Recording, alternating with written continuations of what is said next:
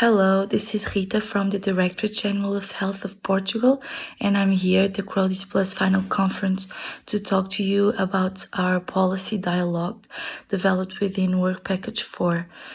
Our policy dialogue was held on the 30th of January of 2019 at the offices of our Directorate General of Health in Lisbon.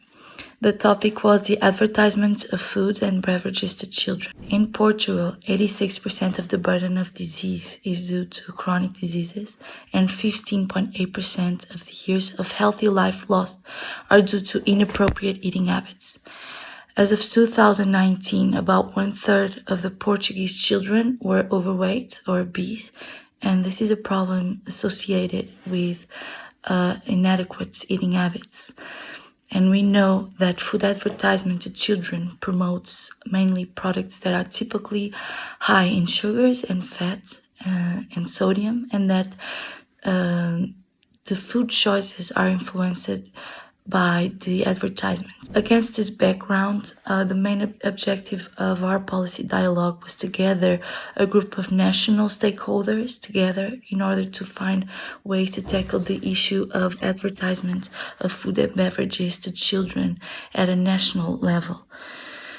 Participants in this policy dialogue came from the Directorate General of Health, the Directorate General of Consumer Affairs, and the Directorate General of Education, some political parties, the Ministry of Agriculture, the Portuguese Regulatory Authority for the Media, the Portuguese Association for Consumer Protection, the Food Safety and Economic Authority, and the Portuguese Institute for the Ocean and Atmosphere.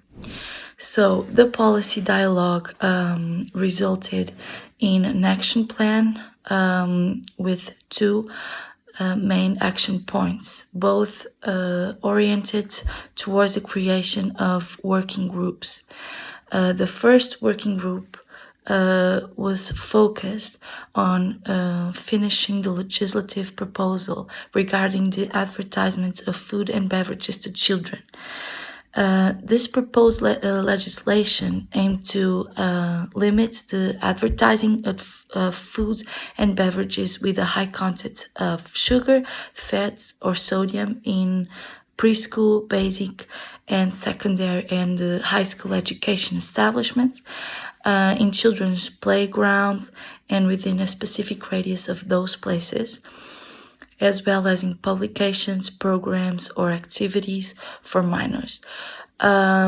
It also aimed to forbid advertisement of such foods in the time before and after television programs, which have a certain percentage of audience below 18 years of age.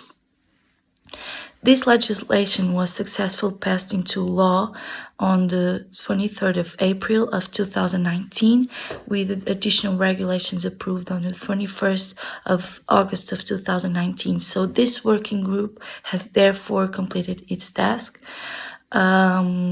which was a very positive outcome. Also, it was created this second working group focused on the promotion of health and food literacy amongst the Portuguese population. The National Health Literacy Commission was the name of the group. This working group has now been put on hold due to the COVID-19 pandemic, but it will continue on doing its work when everything calms down a little bit. The Directorate General of Health of Portugal is currently undergoing a study within the Portuguese families to verify in which level the legislation is really being respected by the industry and by all the different communication channels. And also the Directorate General of Health will implement a pilot study based on CLIC, the WHO Europe framework to monitor the digital marketing of unhealthy foods to children and adolescents. To finish off, the participant feedback questionnaire results found that the organization and the technical conditions of our meeting were excellent, receiving an average rating of 9.1 out of 10.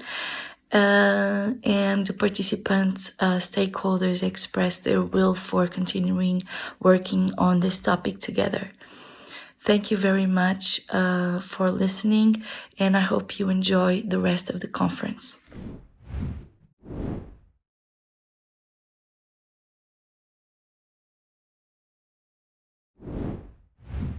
Hello, my name is Helen McAvoy, and I'm here to share with you the experience of the Policy Dialogue in Ireland.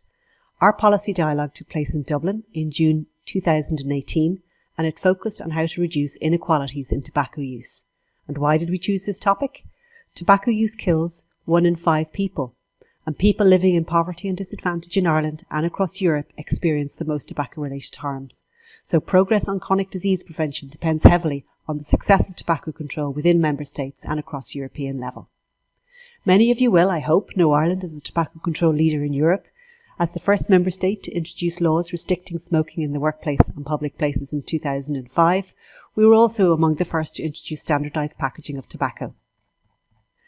We are ambitious, and the current strategy is to reduce smoking prevalence to less than 5% by 2025. Progress has been good, but our new analysis showed that this has been uneven, with smaller reductions in smoking prevalence among disadvantaged groups. This policy dialogue occurred at the midpoint of implementation of Ireland's Tobacco Free Ireland strategy. A Tobacco Free Ireland conference held in May 2018 and the State of Tobacco Control in Ireland report created important new insights into the issue of inequalities in smoking. And these developments created a springboard for a policy dialogue to examine the issue in detail. The objectives of our policy dialogue were to explore which elements of our current strategy target inequalities in tobacco use and to reflect on the effectiveness of these measures. We also wanted to think about which policy and programme actions should be sustained and developed, what new actions should be considered to address inequalities in tobacco use in the future.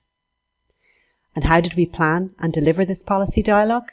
Firstly, we approached the policy leads in the Department of Health in late 2017 to seek their approval, and then we worked with our Work Package 4 task leaders and partners to refine the policy dialogue objectives and process. A key success factor was the development of our briefing paper, which set out the issue and the key questions to be addressed. And who contributed to our policy dialogue? We had an external moderator from EuroHealthNet and high-level representation from the Tobacco and Alcohol Control Unit in the Department of Health, the Health Service Executive, which develops services linked to Tobacco Free Ireland, like stop smoking services, campaigns, training and resources, and environmental health law, the Irish Cancer Society, and the Department of Public Expenditure and Reform. And what did our policy dialogue conclude? I've listed here some of our key conclusions. We recognise that approaches to address inequalities in tobacco use must be effective in targeting prevention as well as stop smoking services. That while tobacco pricing is central to addressing inequalities, it's not enough on its own. That tobacco and social disadvantage are a cross-government agenda, an issue for poverty, for social inclusion, and for social development. That challenging attitudes and norms is important, but further evidence is needed in terms of how to be successful. That partnerships are critical to success in health inequalities, programmes and policies, and that monitoring and accountability are also critical. We reflected on advocacy in the area and concluded that some of the most vulnerable to tobacco-related harms may in fact be underrepresented. On the issue of e-cigarettes, we recognise that the importance of the development of evidence-based policy as critical to addressing social disadvantage in tobacco-related harms. So what actions were proposed?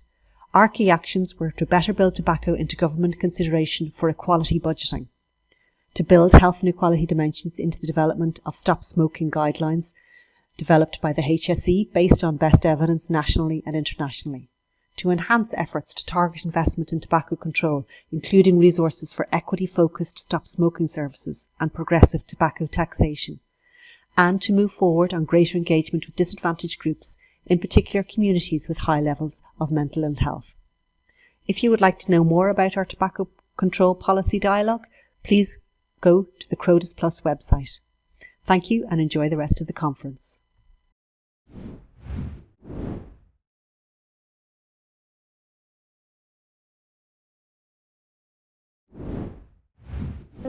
The causes of non-communicable diseases are complex, usually a combination of genetic, physiological, socioeconomic, environmental and behavioral factors.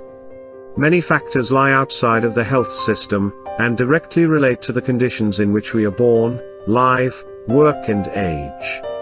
Preventing, managing and controlling non-communicable diseases requires a comprehensive vision for implementation of effective strategies. The health systems of the EU member states, both at national and local level, will be able to respond to current and upcoming challenges and opportunities for NCD prevention, control and treatment, including demographic change, increasing digitalization, environment and climate change, and evolution of health determinants. This is more than a dream. This is a vision. Prepared by the Joint Action CHRODIS Plus partners and by the Steering Group on Health Promotion, Disease Prevention and Management of NCD's members. Based on the results of Joint Action CHRODIS Plus and past CHRODIS. Endorsed by the 28 EU member states represented in the Governing Board of Joint Action CHRODIS Plus. Whereby EU member states will ensure and sustain availability of high quality and accessible healthcare, including increased investment in preventive measures for NCDs. They will engage in working across policy areas, involving non-health stakeholders and linking health policy with people's living environments, including school, work, and leisure activities. They will sustain and encourage local innovative practices, which respond to local needs, improve the safety, quality and acceptability of care, and offer the opportunity to generate new approaches to leverage health in all sectors. EU member states recognize the importance of the exchange of good practices between EU countries for NCD's prevention and management to reach the endorsed vision, specifically in the key fields of actions that were agreed by EU member states in the EU Employment, Social Policy, Health, and Consumer Affairs Council, and prioritized by the SGPP and GB members. Specifically, they acknowledge health promotion and prevention of chronic diseases, NCDs, and the closely related area of health in all policies, as the two main categories of future engagement and investment. In these fields, and in the related areas, CHRODIS Plus work package leaders recommend the adoption of a long-term NCD strategy and action plan based on horizontal and vertical collaboration.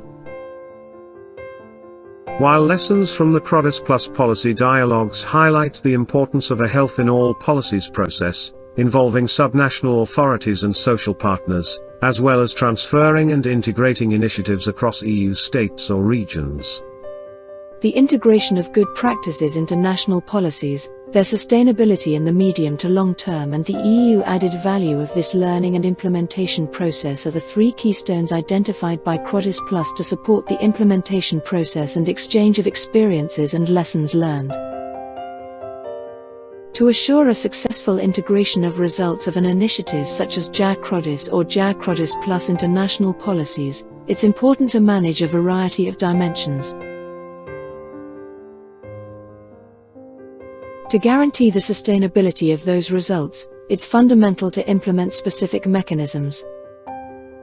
The actions which can guarantee to the EU member states the greatest EU added value of the good practices exchange are: to facilitate the digital transition and the sharing of national data sources, linking national/regional NCD strategies and plans to existing targets for health and sustainable development, benchmarking and clustering among EU MSs with similar needs, networking across the EU to spread knowledge and experiences, using EU funds and economic incentives to promote faster implementation of shared objectives and encouraging long-term integration and sustainability of good practices. Over the course of CHRODIS Plus, SGPP members, the CHRODIS Plus Governing Board and CHRODIS Plus partners reached key conclusions about the successful integration and sustainability of good practices in national policies in order to reduce the burden of NCDs.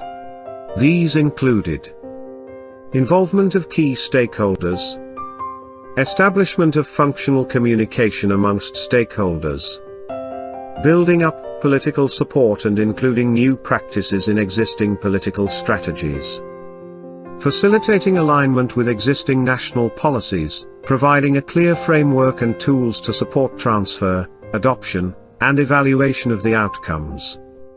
Ensuring adequate economic, technical and human resources support while building from what works currently and acknowledging the valuable experience and potential of existing staff.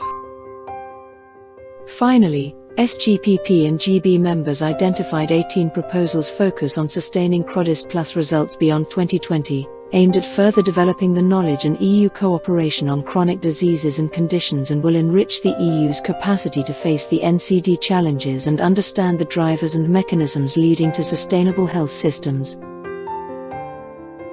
Through this list of future commitments, this document aims to open dialogue between EU member states in order to propose and support these initiatives, committing themselves in the first instance.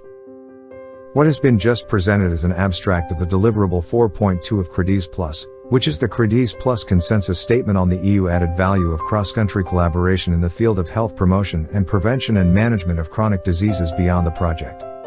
A summary version has been prepared and will be published in all the EU official languages. The preparation of this report was guided by the Ministry of Health of Italy, the Italian National Agency for Regional Health Services and the Andalusian Regional Ministry of Health and Families. Our sincere gratitude goes to all of those partners, governing board members and member of the EU SGPP who participated to the co-writing of this document carried out through several workshops, webinars and online surveys.